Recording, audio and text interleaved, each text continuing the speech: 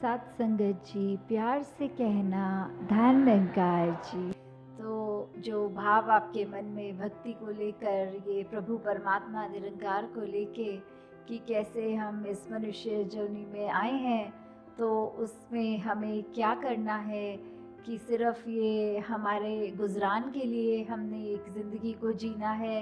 या फिर अपने अंदर एक स्पिरिचुअलिटी वाली बात रखें कि क्या हमारा स्टार्ट था, हमारा शुरुआत क्या है और अंत क्या है, हम किस में से आए हैं और हमने किस में जाना है। और साथ में जब ये ज़िंदगी बिता रहे हैं तो पल पल ये किसका एहसास हमें रखना है, ये किसकी पहचान हमें करनी है। ये सिर्फ हम चाहे किसी भी नाम से बोलें, गॉड बोलें, अल्लाह बोलें, जहाँ आस्था है जिस तरह से बोलें, तो ये परमपिता परमात्मा है कि कैसे हम जब हर दिन अपना हर पल इसके साथ जोड़ लेंगे,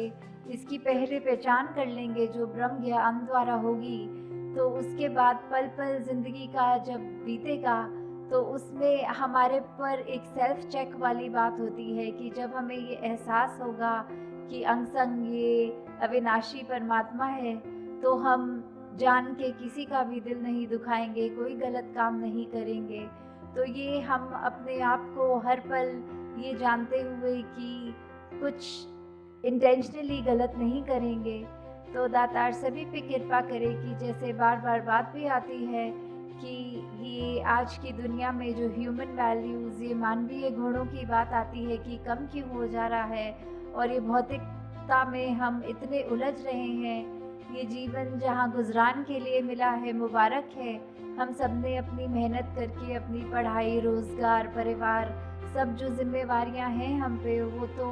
करनी है वैसे ही, पर साथ में हर पल में जिस तरह हम अगर कुछ भी कार्य कर रहे हों, सो रहे हों, खा रहे हों, ये हम इनवॉलंटरीली अपनी सांस ले रहे होते हैं। ये सांस लेने के लिए हमें कोई अलग से समय नहीं निकालना पड़ता।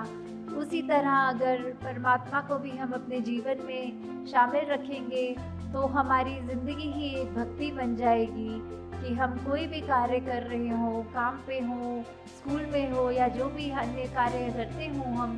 तो वो करते हुए भी ये परमात्मा, ये निरंकार हमारे साथ अंग संग जो है, उसका ध्यान जब रहेगा तो हम सब अच्छा ही कार्य कर पाएंगे, और वो इंटेंशन हमारे को किसी को नुकसान करने की नहीं होगी, और अपने ऊपर ही हम ये फोकस रख पाएंगे कि सिर्फ अपना सुधार करना है, दूसरों के ऊपर उंगली नहीं उठानी। तो ये जो शहर है आगरा का, कि कैसे ये ताजमहल और प्यार के नाम से इसकी पहचान विश्व भर में है, तो वैसे ही अगर हम अपने मन को ही वो ताजमहल बनाएं, वो प्यार अपने मन में रखें कि कैसे हमने सिर्फ एक अपनी ही दिल को साफ करना है, एक अपने दिल पे प्यार, विशालता, नम्रता और जितनी भी खूबियाँ ऐसी भर सकें, वो जब तक रखेंगे